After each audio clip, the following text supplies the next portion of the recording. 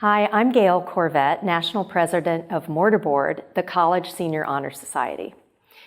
And our staff and section coordinators and really everyone that works with our chapters has realized that stress is such an important thing in our lives, and Mortar Board members, like everyone else, need help coping with stress. But with Mortar Board members, it's even ratcheted up a little bit more.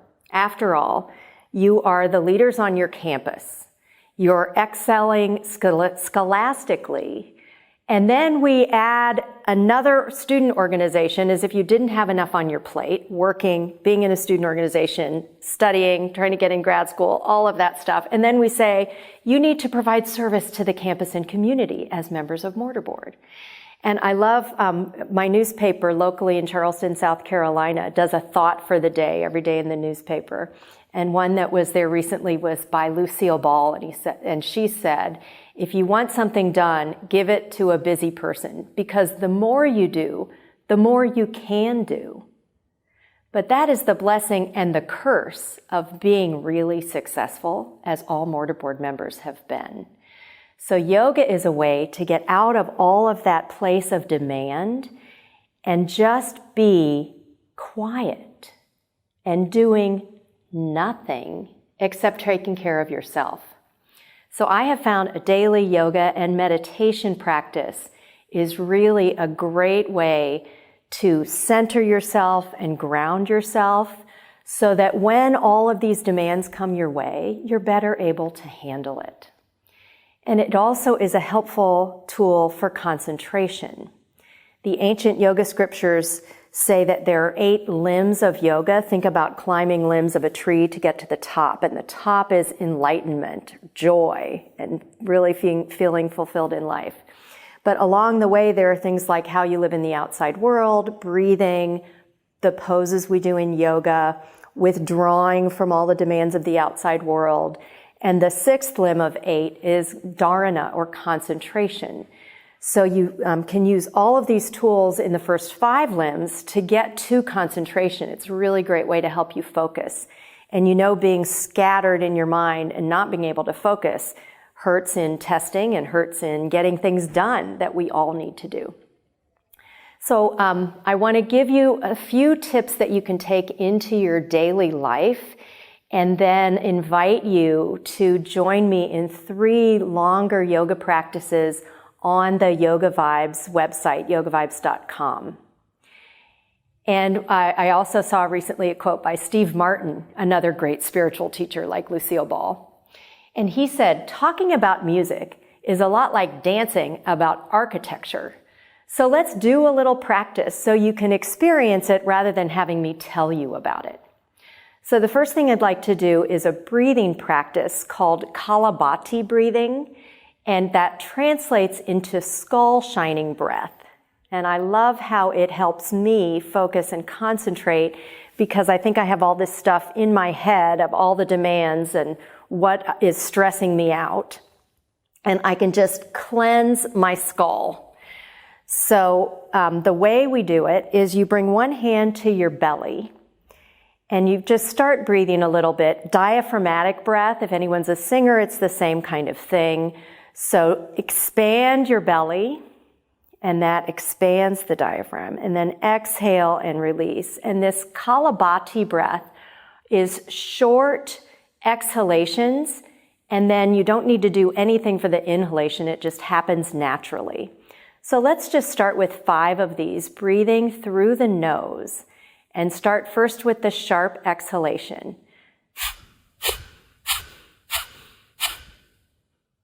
And then release. And close your eyes. You may want to have a Kleenex nearby. So let's do 10. Deep breath in. It's not really a full breath, but maybe about 3/4 breath. And I'll count for you. I'll tell you when to finish. Go.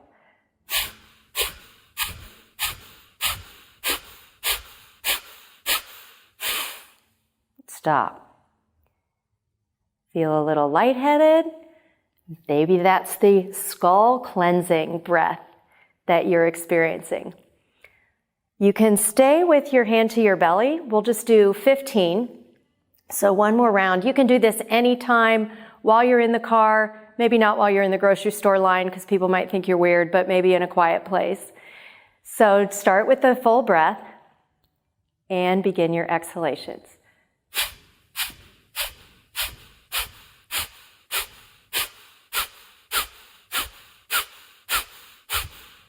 And stop. Keep your eyes closed. Notice how you feel.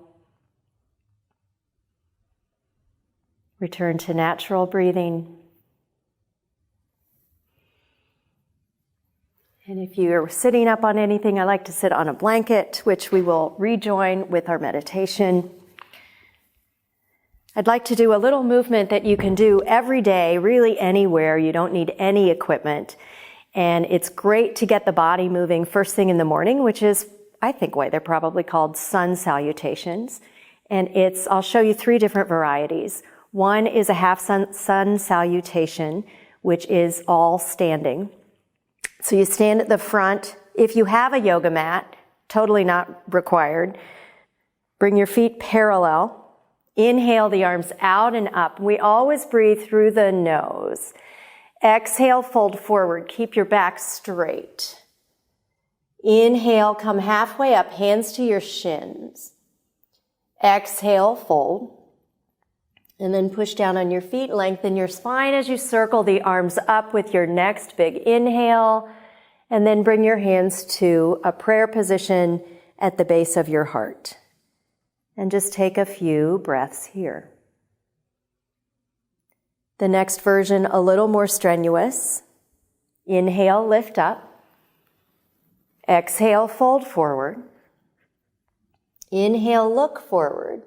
Bend your knees, bring your hands down to the floor, step your feet back, and you're in a long top of a push-up plank position.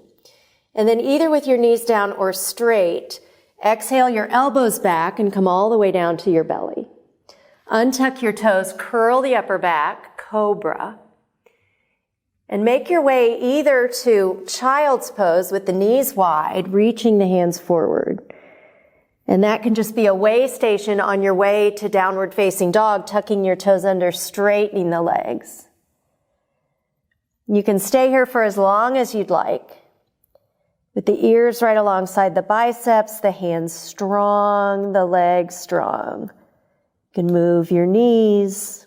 It's just a great way to get the body moving in the morning or whenever you need to take a break. Then walk your hands forward. You can either walk, lunge, or hop. Circle the arms out and up. Exhale, hands to prayer. The last one, a little more strength building still for the upper body. Inhale, lift. Exhale, fold. Inhale, look forward. Exhale, step back and go halfway down. So the elbows and shoulders are in one line. You're not dipping down like this, but you're really strengthening the head of the arm bones into the hip, shoulder socket. And then straighten your arms. The legs and hips are off the ground, and your hands are strong and firm. The arms are straight. Roll over the toes, downward facing dog. Stay there as long as you'd like, and then make your way to the front of the mat. Inhale, lift. Exhale, hands to heart center.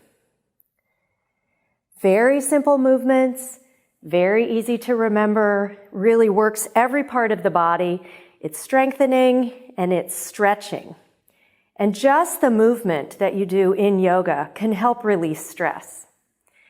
And there are many other things that, as I was contemplating yoga for stress release, I thought of the things that cause me stress and that have caused me stress throughout my mortar board life, my career, working, and also just everyday life. And I thought of 3 different areas, and those are the areas that you'll find on the Yoga Vibes classes. One is stress about time, not having enough time, thinking about the past, worrying about the future, worrying about the debt, grad school, whatever it is in the future that we tell stories about, and they cause us a lot of angst. They impede our ability to focus and concentrate on what we need to get done. The second is emotional stress. When we're feeling angry or disgusted or fearful, we can't be our best selves. And there are techniques in yoga to help move that anger, fear, and disgust into the emotions of peace, love, and joy, which was really where we want to be. And then the third is thought stress. And there's a philosophy in yoga called the malas about the thought forms that are impure, that cloud who we truly are, which is that peace, love, and joy person. But that's who we are meant to be.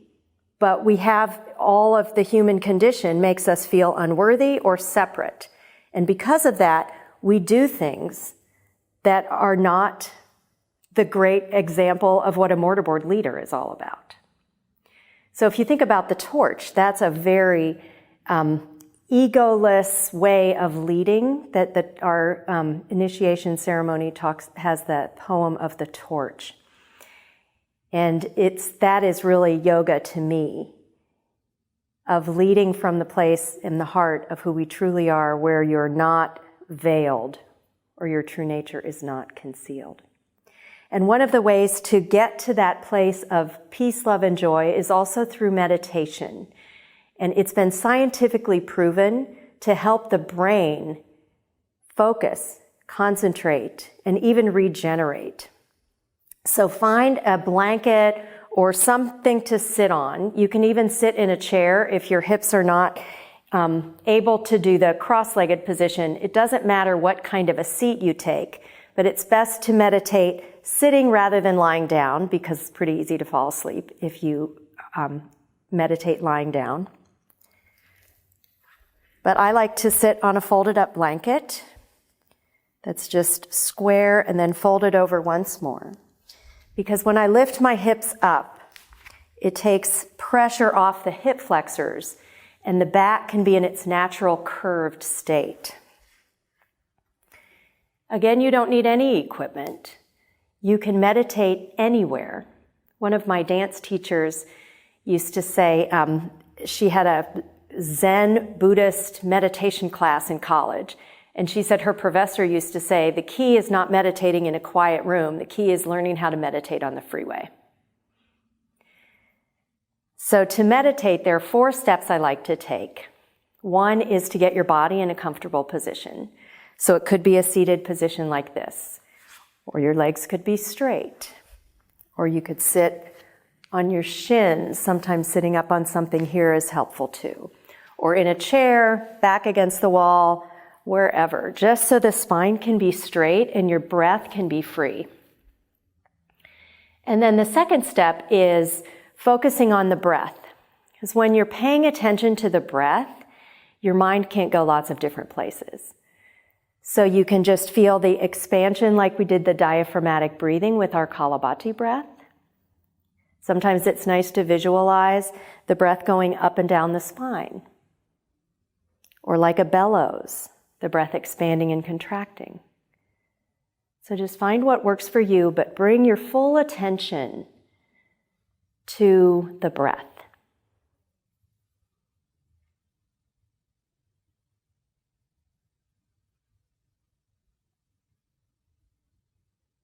And then, like all busy people, we have busy minds, and the mind does what the mind does, which is think. And many people think meditation is a practice of getting rid of the thoughts. But that would be denying the brain's natural job. So what we try to do in meditation is use that 6th limb of yoga, dharana or concentration, to focus on something. And that something can be some life-affirming concept like it's all going to be okay, or I'm okay, or I'll be here right now, whatever it is for you. Because one of my yoga teachers used to say that if you meditate on nothing, nothing is what you'll get. So if you try to clear your thoughts completely, you're not really focusing on some growth aspect that you could have in your meditation. It could be compassion, gratitude, love, whatever you think you need for that day. Focus on that. Bring that into your meditation. The other thing I like about the thoughts and this, a concept that spoke to me when I was first learning how to meditate, is that meditation is not getting rid of the thoughts or not trying to control your thoughts, but it's making sure that your thoughts don't control you. So the fourth step, after the thoughts are focused, is to come into this place inside of you where there is no stress. It's who you truly are meant to be, a being that is joyful and happy and full. The ancient scripture, the Bhagavad Gita, said that of this place inside, water cannot wet it, fire cannot burn it.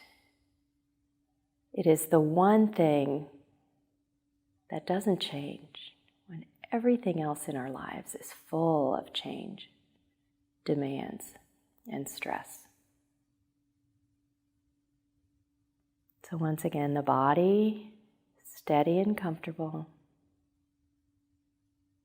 the breath flowing freely, the mind focused, the heart full.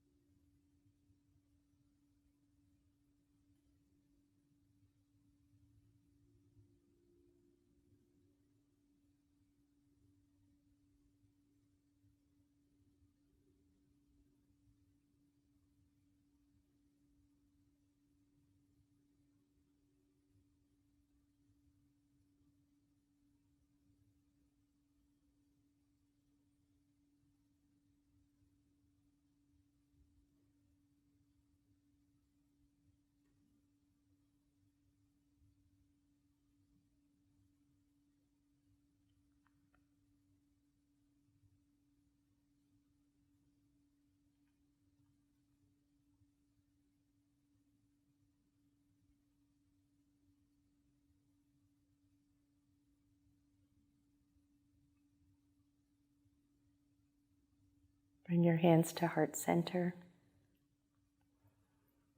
Take a deep breath. That was about a 1-minute meditation.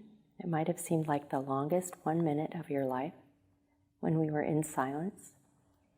But you may find over time that that time doesn't even seem to exist, so you can spend longer times in silence. And that can be the fuel that can help your focus and concentration and stress release. Thank you for letting me share the yoga tips for stress release for Mortar Board members, and I'll see you on Yoga Vibes. Namaste.